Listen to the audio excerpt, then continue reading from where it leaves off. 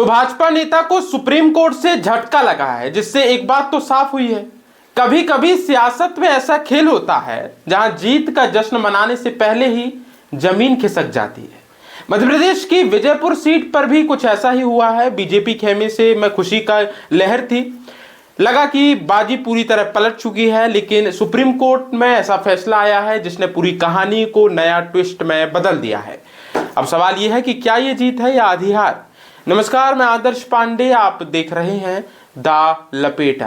दरअसल मध्य प्रदेश में कांग्रेस नेता मुकेश मल्होत्रा की विधायकी का, जिसे हाईकोर्ट ने ग्वालियर बेंच ने रद्द किया था, आरोप था कि जिन्होंने चुनाव के दौरान अपने आपराधिक मामलों की पूरी जानकारी शपथ पत्र में नहीं थी। इस फैसले के बाद बीजेपी नेता रामनिवास रावत ने विजेता घोषित कर दिया गया हाईकोर्ट के द्वारा ग्वालियर, और सियासी माहौल पूरी तरह जिसके बाद बदल गया। लेकिन कहानी यहीं खत्म नहीं हुई, मामला सुप्रीम कोर्ट और यहीं से खेल पलटा है।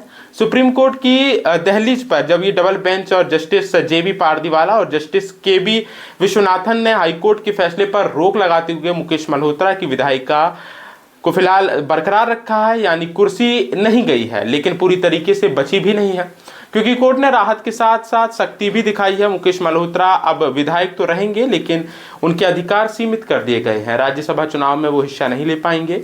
जब तक अंतिम फैसला नहीं आता है तब तक उन्हें वेतन और भत्ते भी नहीं मिलेंगे, यानी पावर है लेकिन बिना पूरी ताकत के। जिसके बाद ये फैसला आया, फैसले के बाद मुकेश मल्होत्रा ने इसे जनता की जीत बताया है और कहा कि ये बिना वेतन के भी क्षेत्र के विकास के लिए काम करेंगे। वहीं कांग्रेस ने इसे सत्य और लोकतंत्र की जीत बताया, जबकि बीजेपी खेमे में अब इस फैसले को लेकर के नई रणनीति पर मंथन शुरू हो गया।